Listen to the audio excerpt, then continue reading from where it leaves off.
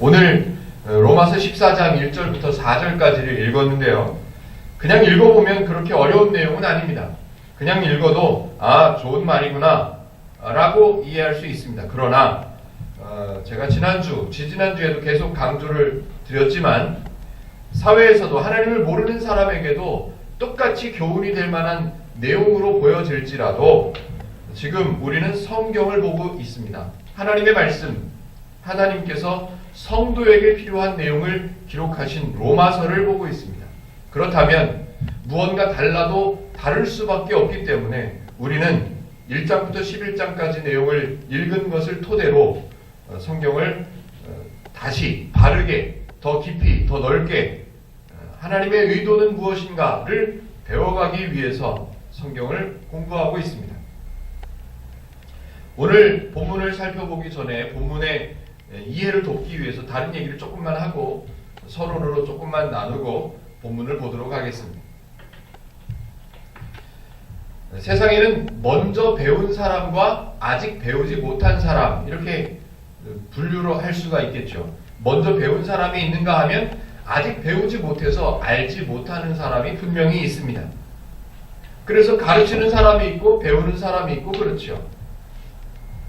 그런데 먼저 배운 사람이 아직 배우지 못한 사람을 대하는 모습이 또 두 가지로 나뉘어질 수 있습니다. 여러 가지 형태가 있겠지만 제가 크게 두 가지로 한번 설명을 드려보죠. 먼저 배운 사람이 아직 배우지 못한 사람을 대하는 태도, 대하는 마음입니다. 어떤 사람은 자기가 먼저 배우지 못한 것을 아직 배우지 못한 사람을 위해서 낮아져서 그 사람에게 가르쳐 주려고 하는 사람이 있을 거고, 또 어떤 사람은 내가 먼저 배웠으니까 너보다는 내가 나아. 그러니까 너는 나를 잘 따르고 너는 나를 잘 대해줘야 돼 라고 드러내는 사람이 있을 것입니다. 다시 말하면 먼저 배운 사람은 높은 사람이고 아직 배우지 못한 사람은 낮은 사람이다 이렇게 생각하는 사람이 있을 거라는 거죠. 우리는 어떤 종류의 사람으로 나뉘어질 수 있을까요? 나는, 저와 여러분들 개인적으로 생각해 보십시오. 내가 남보다, 다른 사람보다 먼저 배운 것이 있다면 그 내용을 아직 배우지 못한 사람들을 나는 어떻게 대해주고 있습니까? 그 내용이 오늘 본문에 드러납니다.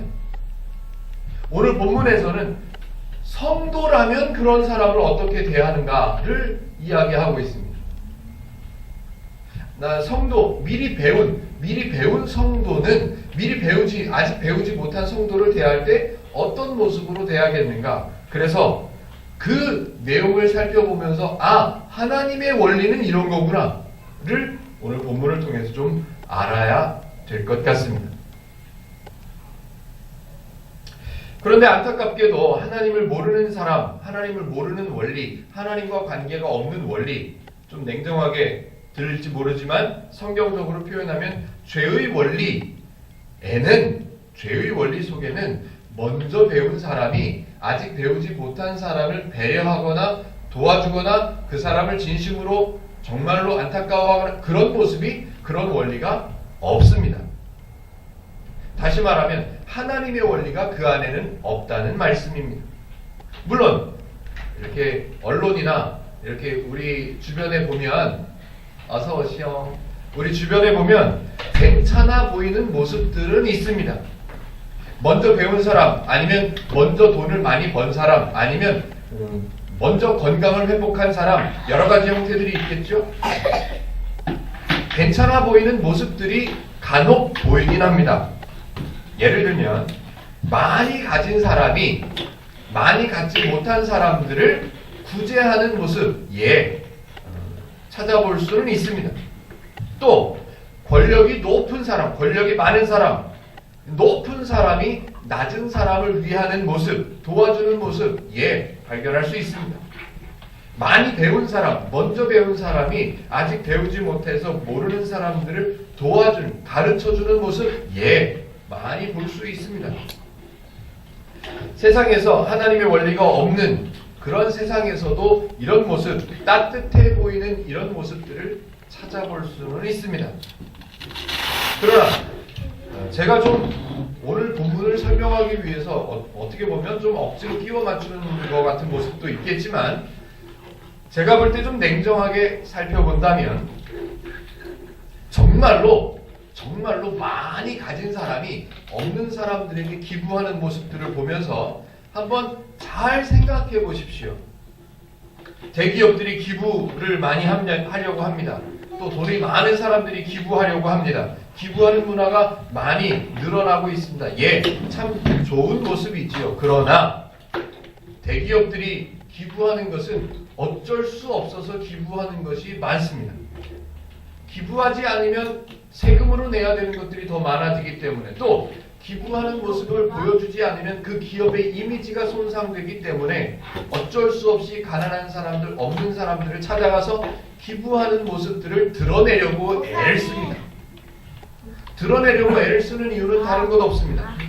드러나지 않으면 기부할 가치를 느끼지 못하기 때문에 TV에서, 언론에서 여러 가지 형태로 억지로 열심히 드러내려고 애를 쓰지요. 그래서 이제 추운 겨울이 다가오지요. 그러면 이제 언론에서는 또 여러 형태의 모습들이 등장할 겁니다. 많이 번 사람, 많이 가진 자가 갖지 못한 자를 구제하는 것, 예, 참 아름답지만 드러나지 않아야 합니다. 그 이유를 조금 이따 설명을 드려보죠. 자, 다른 사람들을 한번 생각해 보죠. 높은 위치에 있는 사람이 낮은 위치에 있는 사람들을 찾아가서 손을 붙잡아주고 보듬어주기도 하고, 예, 그런 모습들 많이 볼 수 있죠. 특별히 우리나라에서는 그런 모습을 많이 볼 수 있는 시기가 있지요. 언제죠? 투표를 앞두고 있는 시기가 다가오면 그런 모습들을 무지하게 많이 발견할 수 있습니다. 상상할 수 없는 높은 위치에 있는 분들이 재래시장이나 빈민가를 방문해서 그네들의 손을 붙잡아주고 그들의 어려움을 살펴주는 모습들이 어렵지 않게 눈에 보입니다. 그러나 조금 전에 말씀드린 많이 가진 자가 많이 갖지 못한 자를 도와줄 때, 구제할 때 그 모습을 드러내는 것들, 그런 것들을 한번 입장을 바꿔서 생각해 보십시오.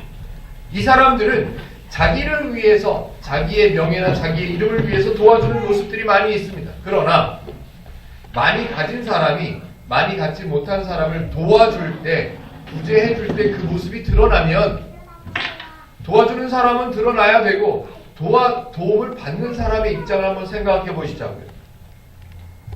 그냥 가난해서 부끄러워요. 가난해서 가난하다는 게 드러나지 않았으면 좋겠다고 생각하는 사람들이에요. 그런데 언론을 통해서 구제하는 모습들이 드러나게 되면 도와주는 사람이야 이름이 높아지고 기부하게 되고 그래서 좋지만 그 도움을 받는 사람들은 부끄러워지는 거죠. 수치가 드러나는 거죠. 온 세상 사람들한테 나 가난하다 이게 드러나는 거예요. 도와주는 사람들이야 그 언론에서 드러나고 그런 모습들이 자랑이 될 수준이 있을지 몰라도 도움을 받는 사람들은 수치스러운 거예요. 사람들에게 보여주기 싫은 안방의 모습들까지 보여줘야 되는 거죠. 많이 배운 사람들이 가르치는 모습들이 많이 있죠. 우리나라에서는 학교 기관이 있고요. 많이 있습니다. 그러나 가르치는 사람들은 대부분 유익을 구합니다. 내가 이만큼 배워서 이만큼 가졌고 이만큼 알고 있기 때문에 나보다 모르는 사람, 아직 배우지 못한 학생들을 가르침에 있어서 나는 그만한 대가를 받아야 된다고 생각하죠. 그 대가가 없는데 가르치는 사람이 얼마나 될까요? 그 존경이, 스승이라는 존경의 값어치가 없다면 과연 그 강단에, 그 교단에 설 수 있는 사람들이 얼마나 남게 될까요? 그 대가가 있어야만 그들은 가르치기를 원하는 거죠. 그 대가를 바라보고 가르치기를 원하는 거죠.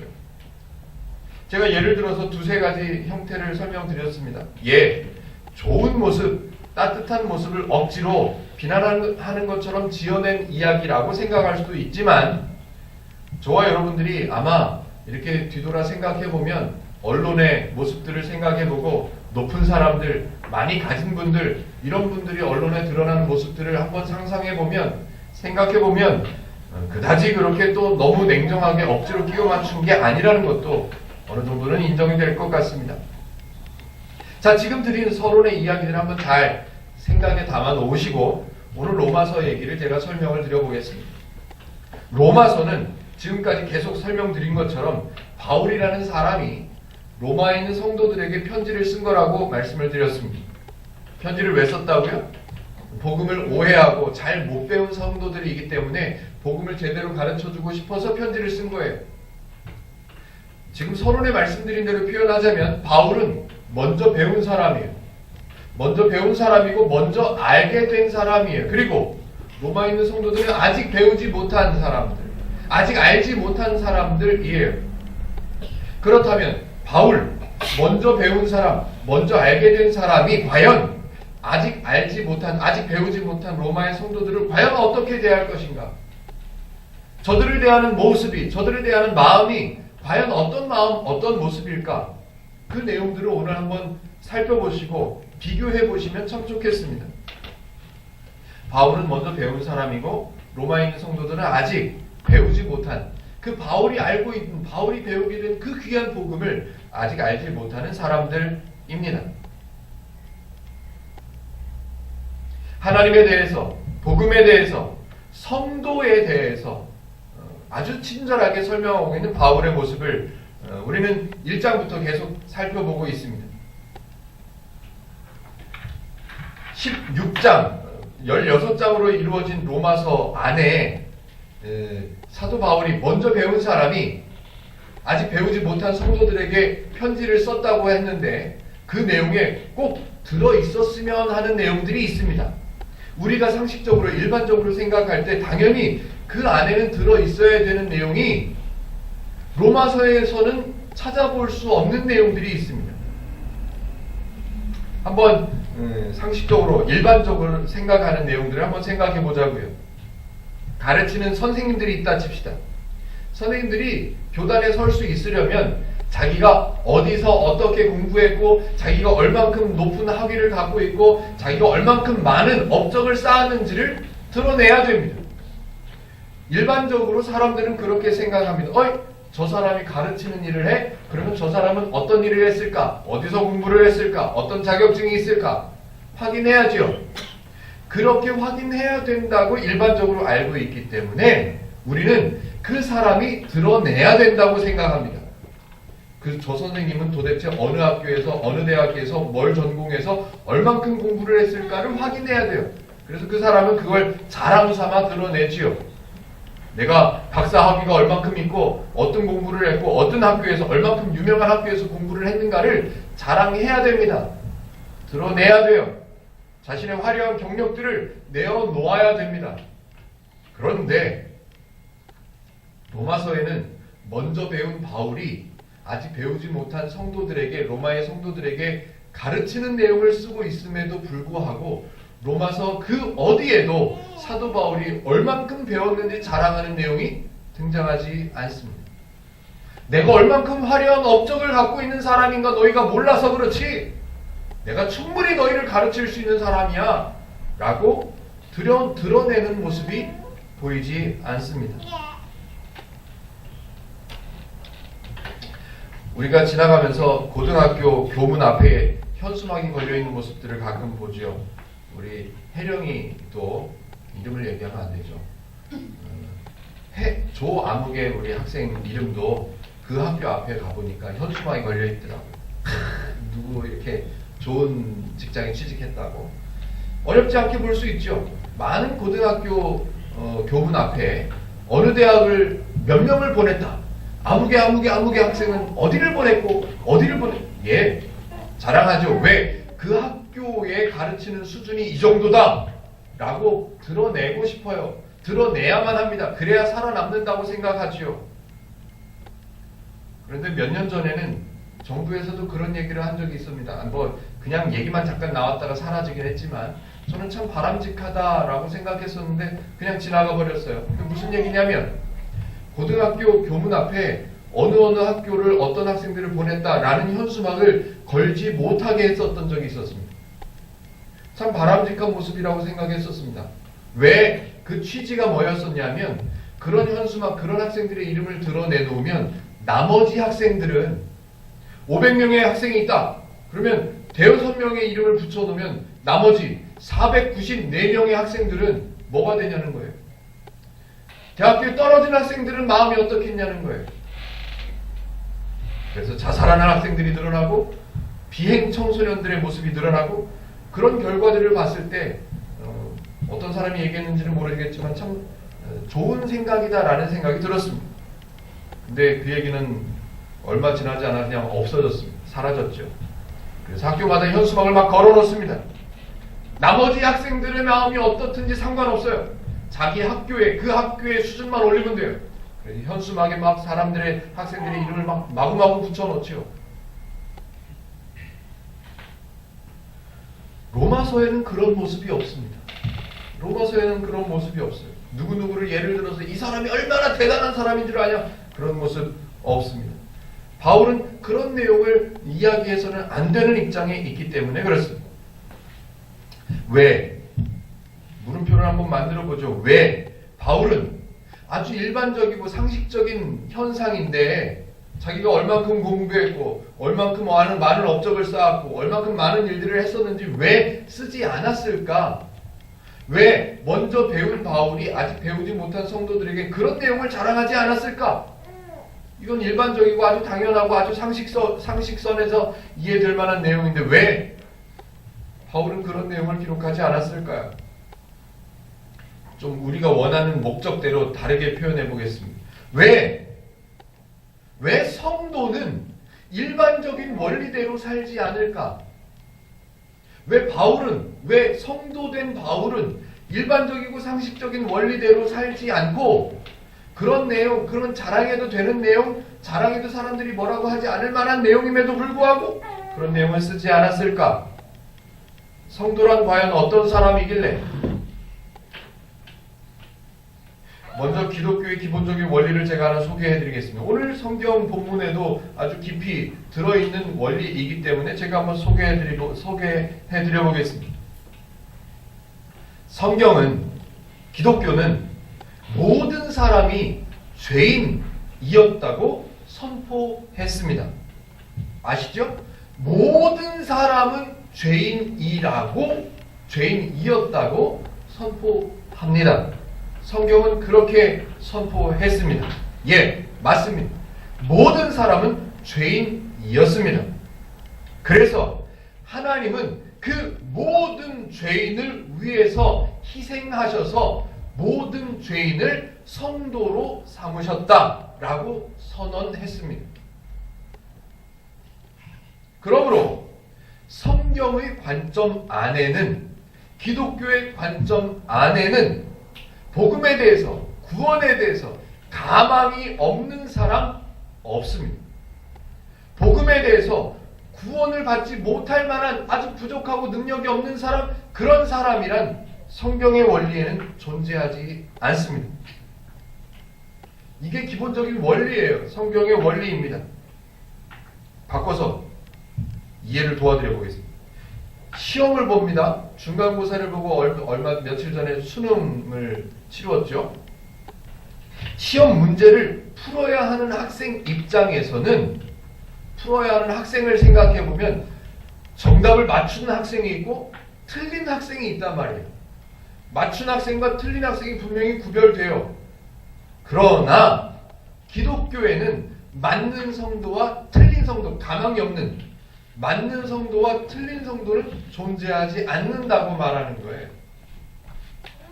너무 과격한가요? 잘 한번 생각해 보십시오. 사도 바울은 복음을 잘 알고 있습니다. 그런데 사도 바울처럼 복음을 잘 알고 있는 사람이 있는가 하면 복음을 오해하거나 전혀 복음을 알지 못하는 성도가 있습니다. 그런 사람이 있다는 거죠. 틀린 게 아니라 잘못 알고 있는 거예요. 틀린 가망이 없는 게 아니라 아직 모르는 거예요. 사도 바울의 눈에는, 사도 바울의 원리 속에는 가망이 없는 성도라는 사람은 존재하지 않고 아직 모르고 아직 연약하고 아직 아직 배우지 못한 성도들만 존재하는 거죠.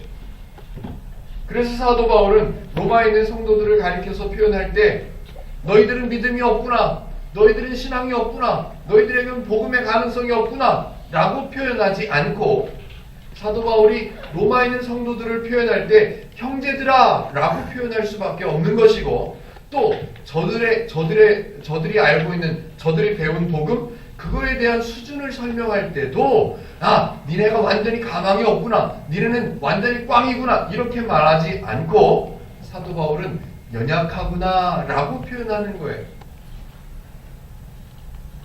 복음에 대해서 얼만큼 잘 바르게 알고 있는가를 사도 바울이 표현할 때 아직 잘 모르거나 아직 오해된 복음을 갖고 있거나 이런 성도들에게 표현할 때 참 연약하구나 이렇게밖에 표현할 수 없는 거예요. 제일 심하게 표현하는 게 이 표현이에요. 참 연약하구나, 아직 잘 모르는구나, 아직 이해하지 못했구나, 그렇게 표현하는 게 다예요. 비교를 해보세요. 어떤 사람은 성도라고 생각하고 기쁨을, 자유를, 가벼움을, 행복을 누리면서 나는 아직 잘 모르지만 하나님은 이런 분이야를 배워가면서 행복을 누리면서 살아가는 성도가 있는가 하면, 오해하고 왜곡된 복음을 배워서 아직 모자라서 연약해서 2만 대 1의 경쟁률을 뚫고 일어나야 내가 구원을 받겠구나, 이런 잘못된 신앙을 갖고 힘들고 어렵게 살아가는 성도들이 있다는 거죠. 그래서 바울은 그런 왜곡된 복음을 가진 사람, 잘 모르고 있는 사람을 가리켜서 너는 틀려먹은 사람, 너는 가능성이 없는 사람, 너는 이미 끝난 사람 이렇게 표현하지 않고 믿음이 연약한 사람이라고 표현하는 거예요. 바울의 원리 속에, 바울이 배운 하나님의 원리 속에는 불가능한 사람, 이미 꽝인 사람, 그런 사람이란 존재하지 않는다는 거예요. 자, 이제 14장 첫 번째 구절을 한번 읽어보겠습니다. 14장 1절에 사도 바울은 그네들에게 가르치는 내용을 쓰면서 이렇게 표현합니다. 믿음이 연약한 자를 너희가 받되 그의 의견을 비판하지 말라. 그네들을 욕하지 말라는 거예요. 성도들이 이미 하나님께서 성도를 성도로 부르셨기 때문에 성도인 사람들은 이제는 비판받을 만한 사람이 아니다. 비판할 만할 대상이 아니다. 이거를 설명하는 내용이 1절부터 3절까지 기록되어 있습니다. 제가 한번 읽어보겠습니다. 어떤 사람은 모든 것을 먹을 만한 믿음이 있고 믿음이 연약한 자는 채소만 먹느니라. 그렇다고 해서 먹는 자는 먹지 않는 자를 업신여기지 말고 먹지 않는 자는 먹는 자를 비판하지 말라. 이는 하나님이 그를 받으셨습니다. 음식으로 설명하죠. 음식 먹는 걸로 설명해요. 사도 바울이 왜 이렇게 복음을 제대로 아는 사람, 그리고 아직 제대로 모르는 사람을 왜 음식 먹는 걸로 설명을 했을까요? 그거는 음식을 못 먹는 사람이 없다는 걸 얘기하고 싶은 거예요. 복음에서 가망이 없는 사람이란 없는 거예요. 우리는 누구나 다 먹잖아요. 음식을 먹잖아요. 단단한 음식을 먹든 부드러운 음식을 먹든, 하다못해 우리 민서도 음식을 먹잖아요. 민서는 우유를 먹잖아요. 우리는 밥을 먹지만. 그렇다고 해서 우유를 먹고 있는 아기를 손가락질하지 말고, 또 우유밖에 못 먹는 아이들은 많이 먹는 어른들을 비난하지 말라는 얘기예요. 왜? 누구나 다 음식을 먹고 있는 사람, 음식을 먹을 수 있는 자격이 주어진 사람, 그걸 강조하고 싶은 거죠. 가장 중요한 이유, 성도들은 다른 성도들이 잘 모른다, 오해하고 있다, 왜곡된 복음을 갖고 있다고 해서 손가락질하거나 비난하지 말아야 되는 가장 큰 이유가 3절 마지막에 기록되어 있죠. 하나님이 그를 받으셨습니다. 우리는 비난해도 될 것 같은 사람이에요. 우리가 저 사람을 볼 때는 저 사람은 꽝이야, 저 사람은 아주 못났어, 저 사람은 끝장이야, 저 사람은 아예 가능성이 없어 라고 생각하는 그 성도라고 할지라도 그 사람을 비난하거나 그러지 말라는 거예요. 왜? 그 사람도 누가? 하나님이 받으신 사람이기 때문에. 오늘 본문을 짧게 잡은 이유가 있습니다. 오늘 본문을 짧게 잡은 것은 아주 중요한 원리가 담겨 있기 때문에 좀 더 넓게 이해를 해야 될 것 같아서 짧게 잡았습니다. 업신여긴다라는 말이 등장합니다. 어디에요? 3절에 있죠. 먹는 자는 먹지 않는 자를 업신여기지 말고, 업신여긴다라는 단어의 원래 단어의 의미는 이런 의미들이 있습니다. 하찮게 여긴다, 멸시한다, 무시한다, 이런 의미를 갖고 있습니다. 네가 먼저 배웠더라도 아직 배우지 못하거나 오해해서 다른 얘기를 하고 있는 저 사람들도 너는 먼저 배운 사람이지만 멸시하거나 무시하거나 하찮게 여기지 말라라는 말이에요. 또 먹지 못하는 자들은 먹는 자들을 비난하지 말라고 그랬습니다. 비판하지 말라고 했습니다. 우리나라 말 성경에는 비판한다라고 해석을 해서 우리말로 표현을 해놨지만 대부분은 잘 해석을 해놨죠. 그런데 원래 헬라어에 써있는 단어를 찾아보면요, 원래 단어에는 어떤 의미를 갖고 있는 단어를 썼냐 하면, 비판한다라는 말은 나눈다라는 의미를 갖고 있습니다. 나눈다는 거예요. 이거하고 이거하고를 나눠버리는 거예요. 아, 이거는 내가 보니까 아니다 그래서 나눠버리는 거예요. 떼어내버리는 거죠. 재판한다라는 의미를 갖고 있습니다. 판단한다라는 의미를 갖고 있는 단어예요. 그냥 비판한다, 아유 저건 아니네, 이렇게 말하는 것뿐만이 아니고 아예 나눠버리는 거예요. 그렇게 하지 말라는 거죠. 아주 기본적인 원리를 설명하는 거예요. 그리고 가장 큰 이유 중에 하나가 뭐라고요? 하나님이 받으셨다고요. 여기는 하나님이 받으셨음이라 이렇게 아주 간단하게 써있지만, 그 받으셨다는 단어를 찾아봤습니다. 프로스람바노라는 단어예요. 헬라어로. 이 단어가 어떤 의미를 갖고 있느냐? 굉장히 넓은 의미가 있기 때문에 이 단어를 쓰고 있는 것 같습니다. 프로스람바노라는 이 받으셨음이라고 번역해 놓은 이 단어는 어떤 의미가 있냐면, 첫 번째, 음식을 함께 먹는다라는 의미를 갖고 있습니다. 하나님이 저 사람을 받았다라는 말의 의미는 뭐냐면, 하나님이 저 사람과 함께 한 식탁에서 음식을 먹을 수 있는 사람으로 세우셨다는 말이에요. 인정하셨다는 거죠.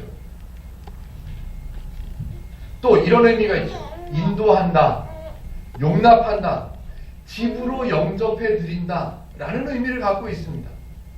받으셨습니다 라고 번역해 놓은 이 단어의 의미가 이렇게 많은 의미를 갖고 있다는 말이에요. 음식을 함께 취한다, 인정한다, 용납한다, 인도한다, 자기 집으로 받아들인다, 영접해드린다, 이런 의미가 있다는 거예요. 우리가 일반적으로 생각할 때 저 사람은 비난받아야 돼, 저 사람은 좀 따로 떼내야 돼, 저 사람은 나에게 좀 멀리 떨어뜨려 놔야 돼 라고 생각하는 그 사람조차도, 그 사람일지라도 그렇게 하지 말라는 거예요. 왜냐하면 너를 구원한, 너에게 네가 미리 배워서 알고 있는 그 위대하신, 그 좋으신, 그 귀한 하나님이 그 사람을 받으셨다라는 거예요. 받으셨다가 뭐라고요? 그 사람도 하나님께서 한 식탁에서 밥을 먹을 수 있는 사람으로 인정하셨고, 하나님의 집으로 이미 영접해드린, 하나님의 집으로 불러들인 사람이기 때문에 우리는 아무리 먼저 배운 사람이라 할지라도 저 사람을 따로 떼내거나, 저 사람을 판단해버리거나, 저 사람을 재판해버리거나 그럴 만한 조건이라는 게 없다는 거예요. 성경을 넓게 이해를 하다 보니까 저도 본문을 줄여야만 할 만큼 너무너무 중요하다 이렇게 생각될 수 있습니다. 너무 중요한데 이 원리를 우리는 알아야 되는데, 이 원리대로 우리가 연습하면서 살아야 되는데, 안타깝게도 지금까지, 이전까지 많은 교회들의 모습을 생각해보면 나누는 일을 더 많이 했죠. 교회 나온 지 얼마 안 되는 사람과 교회 10년 다닌 사람을 우리는 나눴었죠. 뭘로 나눠요?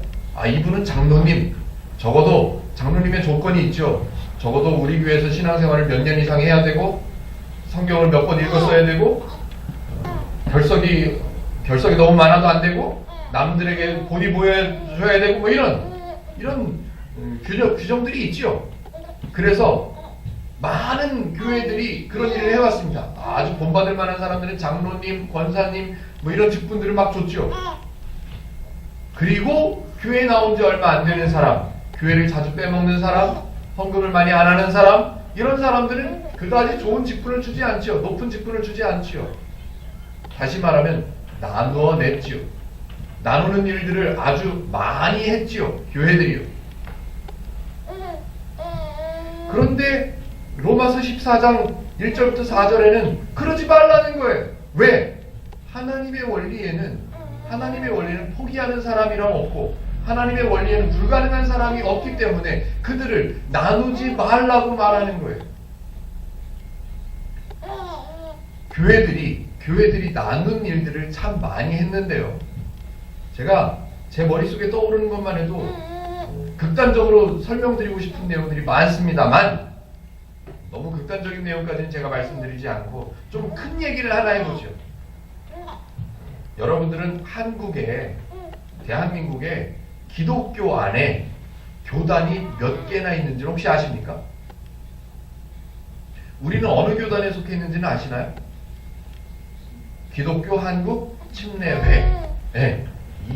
이 여러 글자를 다 알고 계셔야 됩니다. 주보에도 써놨지만 기독교 한국 침례회에 속해 있습니다. 우리나라에 교단이 몇 개나 있을까요? 대부분 아는 분들은 장로교, 성결교, 감리교, 침례교는 잘 몰라요. 안타깝지만 침례교는 잘 몰라요. 이 정도 한 3개 정도 있을 거라고 생각합니다. 제가 한번 메모를 해와봤습니다. 그냥 장로교 이렇게 말하면 안 돼요. 대한예수교 장로회라는 교단이 우리나라에서는 제일 커 보입니다. 크게 알고 있죠. 그런데 대한예수교 장로회로 묶어진 게 아니고 대한예수교 장로회 안에 통합 측, 합동 측, 합동 정통 측, 고신 측, 대한예수교 장로회 안에만 해도 4개의 교단이 존재합니다. 그래서 장로교입니다 이렇게 말 안 하죠. 아는 분들은 우리는 고신 측이에요, 우리는 합동 측이에요, 우리는 통합 측입니다 이렇게 말하죠. 그 외에 대한예수교 장로회 말고도 한국기독교 장로회, 기독교 대한 감리회, 기독교 대한 성결교, 예수교 대한 성결교, 기독교 대한 하나님의 성회, 기독교 한국 침례회, 그리스도의 교회, 대한성공회, 대한기독교 나사렛 성결회. 잘 못 들어본 교단도 많죠. 물론 우리나라에 기독교가 들어올 때부터 한 2-3개의 교단이 따로따로 들어왔지요. 그렇지만 대부분의 교단은 우리나라에 기독교가 정착되면서 만들어졌지요. 왜 나뉘어졌어요? 나는 맞는데 너는 틀리다는 거예요. 그러니까 너는 네 멋대로 하고 나는 내 멋대로 하고. 안타깝지만 그런 이유로 교단이 만들어졌죠. 이번에는 크기를 좀 줄여보지요. 아까 말씀드렸지만 교회 안에는 여러 가지 직분들이 있습니다. 목사님이 있고 그 장로교단에는 강도사라는 직책이 있습니다. 아시나요? 들어보셨습니까?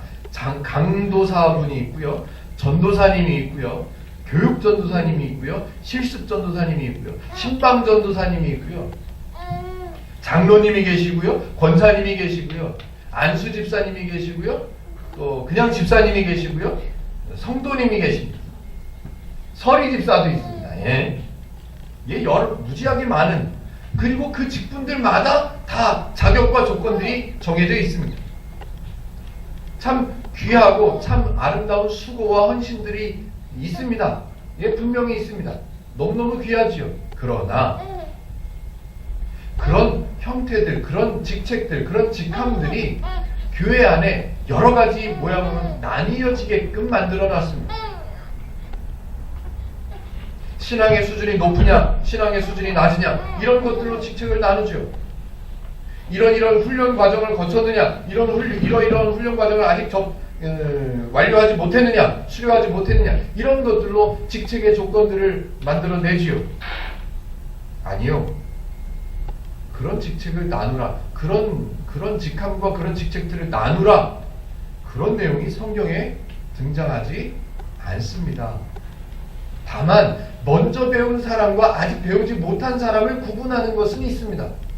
나는 먼저 배웠기 때문에 이렇게 너희들에게 편지를 쓴다 라고 설명하는 내용은 등장합니다. 그러나 너희들 안에 이만큼 배운 사람, 적게 배운 사람, 이만큼 일한 사람, 적게 일한 사람을 나누어서 직함을 줘서 이 사람들은 특별히 존대하거나 이 사람들은 특별히 인정하거나 이런 내용이 등장하지 않습니다. 그런데 아주 쉽게 찾아볼 수 있습니다. 어느 교회를 가든 웬만한 우리 교회 말고요. 어느 교회를 가보면 다 나뉘어져 있습니다. 다 나뉘어져 있어요. 바울은 로마서 1장부터 지금 14장까지를 살펴보고 있는데요. 바울은 그 어디에도 자기에게 있는 리더십과 자기의 경험과 자기의 경력을 자랑한 적이 없다고 말씀을 드렸습니다. 그런데 우리는 개인의 신앙의 경력을 따지고 그 능력을 따지고 그 헌신도를 따져서 나누고 있다는 겁니다.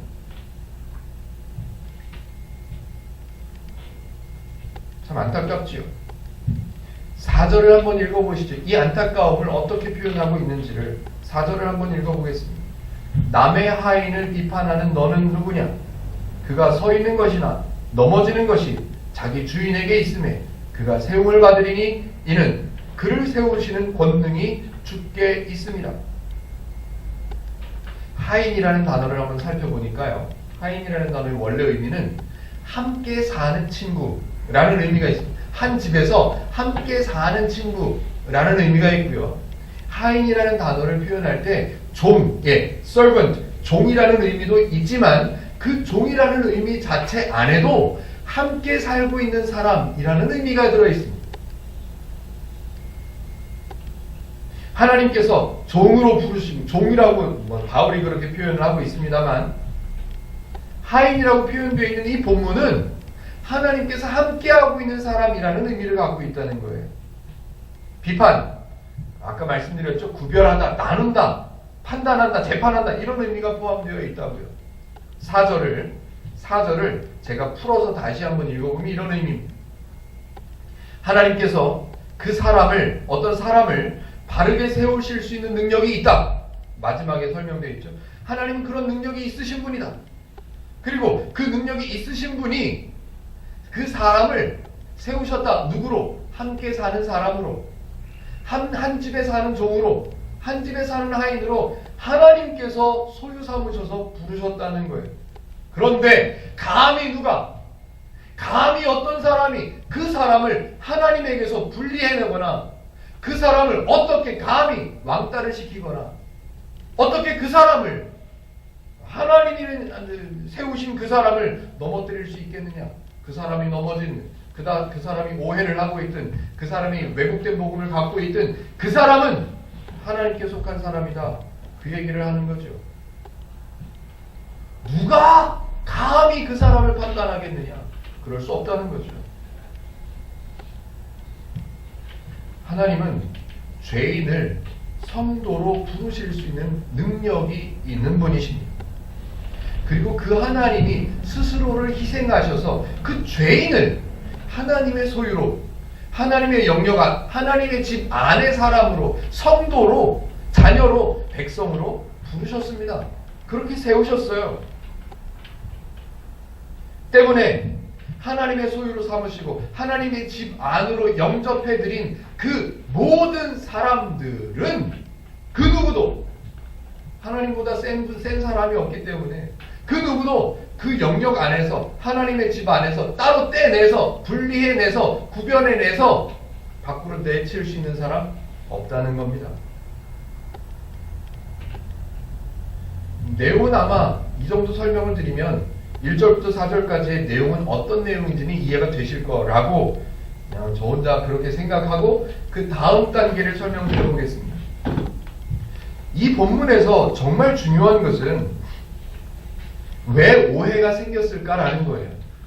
왜 나는 맞고 너는 틀리기 때문에 너는 따로 떼내야 된다. 너는 자격이 안 된다. 너는 꽝이다. 왜 그런 생각이 나타났을까 하는 겁니다. 제가 늘 말씀드리는 것처럼 사람이 갖고 있는 원리와 하나님께서 갖고 계신 원리가 다르기 때문에 이런 오해가 생겨난다는 거예요. 중요한 원리를 하나 설명드릴 텐데요. 제가 몇 번 설명해 드리기도 했었습니다. 그런데 오늘 본문에 어울리기 때문에 한번 강조를 드려보겠습니다. 성도는 분명히 하나님의 소유가 맞습니다. 오늘 본문에 설명되어 있는 것처럼 하인이라고 표현해도 종이라고 표현해도 틀린 말이 아닐 정도로 우리는 성도된 저와 여러분들을 포함해서 성도는 하나님의 소유가 맞습니다. 하나님이 주인 맞습니다. 성도는 종 맞습니다. 예, 다 인정할 수 있습니다. 맞는 내용이기 때문에요. 그러나 하나님은 주인이고 성도는 종이고 이 말을, 이 표현을 어떤 원리로 받아들이는가, 어떤 원리로 이해하는가가 다르다는 거예요. 비교해서 설명해 드려보죠. 일반적으로 사람들은 종, 주인, 그러면 사람들은 어떤 원리를 갖고 이해를 하냐면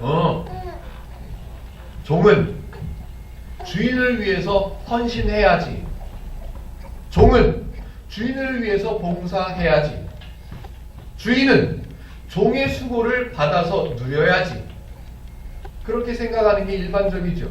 상식적입니다.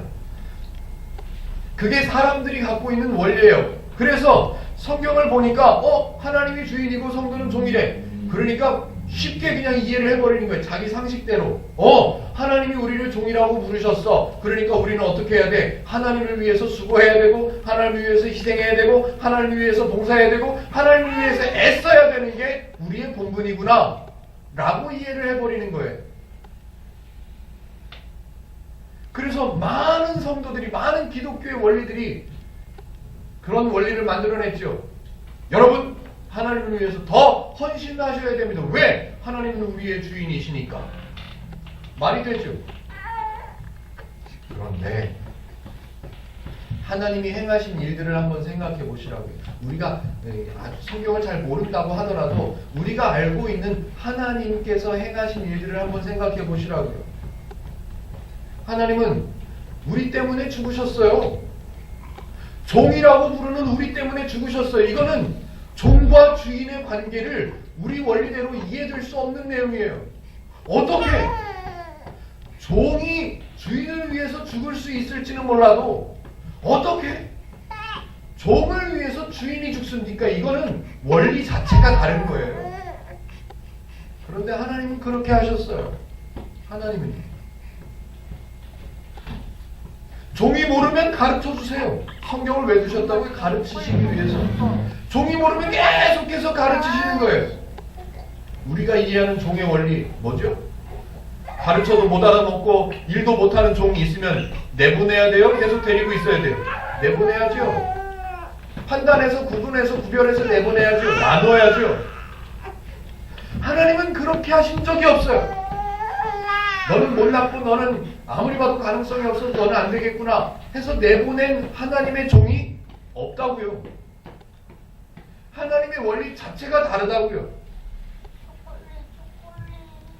하나님은 절대로 하나님이 종이라고 성경에 표현했을지라도 그 종들의, 그 하인들의 수고와 그 하인들의 희생과 그 하인들의 봉사를 요구하신 적이 없습니다. 왜? 하나님의 원리에는 주인이 종들의 수고를 받아 챙겨 먹는 그런 원리가 없으시기 때문에 그래요.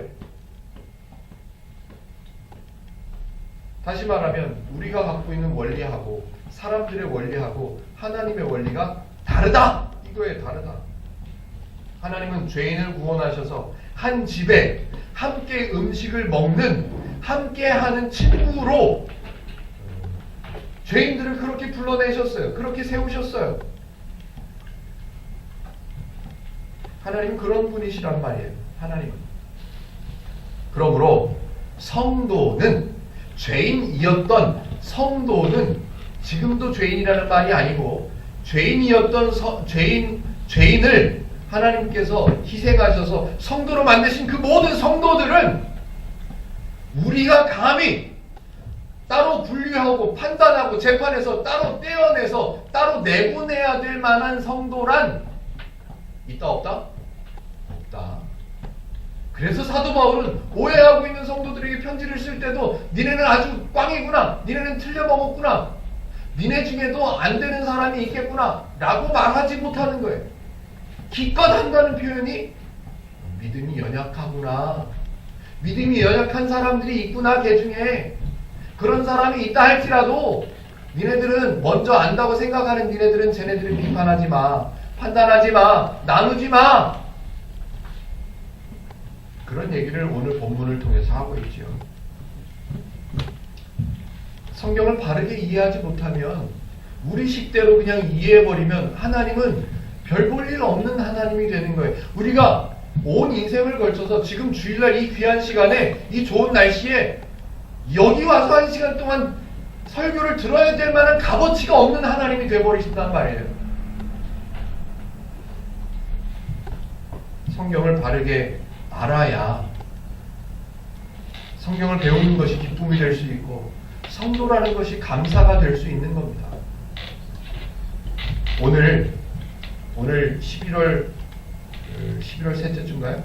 11월 요 2주하고 다음 주가 일반적으로 교회들이 추수감사절이라는 타이틀을 걸어놓고 절기로, 아주 큰 절기로 지내는 주간입니다. 이번 주하고 다음 주가 그래요.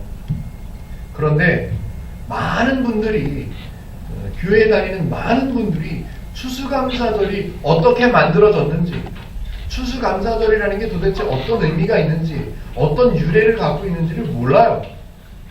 성경에서는 과연 따져보질 않아요. 성경에서는 과연 추수감사절이 등장하는가? 따져보지 않습니다. 맞는지 틀리는지 모르고 합니다. 조금만 설명드려보죠. 이미 저뿐만이 아니고 이미 기독교를 성경으로 바르게 세워야 된다라고 생각하는 목사님들이 인터넷 뒤져보면요 많습니다. 추수감사절은 없어져야 된다고. 우리도 그들과 함께 비판하자 이런 얘기가 아니에요. 우리는 잘 알자는 거예요. 우리는 잘 알죠. 설명드려볼게요. 옛날에 영국에 나라의 종교를 정한 때가 있었습니다. 우리나라의 종교는 기독교. 그래 다른 종교들은 틈타지도 못해요. 안 돼, 불법이야. 법에서 허락지를 않아요. 그래서 영국의 나라의 종교는 기독교 이렇게 정했습니다. 그러다 보니 정치하고 기독교하고 엮이는 거죠. 그래서 90몇 개? 제가 언뜻 기억이 하기로 90몇 개의 기독교의 조항이 만들어졌대요. 절기가. 그래서 요 절기는 뭐뭐 하는 줄, 요 절기는 돈 내는, 요 절기는 뭐 하는, 요 절기는 뭐 하는. 90몇 개가 만들어졌대요. 그나마 그것도 이러면 안 된다 라고 강조하는 사람들이 생겨나가지고 60몇 개로 줄어들었대요. 그럼에도 불구하고 아니다, 우리가 성경을 보고 하나님을 배워보니 이건 아니다 라고 생각하는 소수의 사람들이 나라의 종교를 기독교로 정해서 그런 왜곡된 현상들이 나타나는 걸 보고 거기서는 목소리를 내도 안 되니까 이 사람들이 배를 타고 나왔어요. 종교의 자유를 찾아서, 기독교의 자유를 찾아서 이 사람들이 나왔어요. 그래서 미국이라는 땅에 도착하지요. 미국이라는 땅에, 척박한 땅에 도착해가지고 거기에서 자기들이 하나님을 섬기기로 합니다. 그 사람들을 청교도라고 부르죠. 그 사람들이 처음에 그 땅에 도착했는데 뭘 먹을 수 있는 게 있어야지. 그래서 그 지역의 토착민들, 인디언들한테 도움을 받습니다. 농사하는 것도 배우고 음식을 추수하는 것도 배웁니다. 그래서 첫 번째 수확물을 거두고 나니까 너무 고맙잖아요. 그래서 그 인디언들을 불러가지고 초청해가지고 고맙다. 먹을 게 생겨서, 너네들 덕분에 먹을 게 생겨서 참 고맙다 라고 만들어진 것이, 유래된 것이 미국에서 하고 있는 추수감사절이에요. 땡스기빙 데이라고 하죠. 그런데 미국은 그렇다 쳐요. 미국은 우리나라에서 추수감사절이라는 절기를 만들어서 지켜야 할 하등의 이유가 없습니다. 이 사람들은 생존이 걸려 있었어요. 생존이 걸려서 굶어 죽게 생겼기 때문에 인디언들한테 도움을 받아서 먹고 살게 됐어요. 그게 너무너무 고마워서 그네들하고 음식을 나눴던 거예요. 물론 하나님께 감사했죠. 그건 당연하죠. 영국에서는 감사하지 않았을까요? 거기서도 감사했어요. 늘 감사했죠. 그런데 그 인디언들이 너무 고마워서 음식을 나누려고 초청을 했어요. 미국에 있는 사람들은 그게 절기가 될 수 있죠. 왜? 그네들에게는, 미국인들에게는 그게 기독교의 출발이 되었었으니까. 예. 그 나라 사람들은 그걸 기념할 만하지요. 그런데 많은 교회들이 생존에 어려움이 있어서 그 어려움을 겪어내서 추수감사절을 지키는 교회 없습니다. 기독교, 왜곡된 기독교에서 탈출해야 되는 그 어마무시한 그 모험을 견뎌내고 이제 기독교를 찾았다! 라는 감격으로 추수감사절을 하는 교회 없습니다. 그저 이유와 유래와 이유도 모른 채 그냥 교회에서 그런 절기를 한다니까.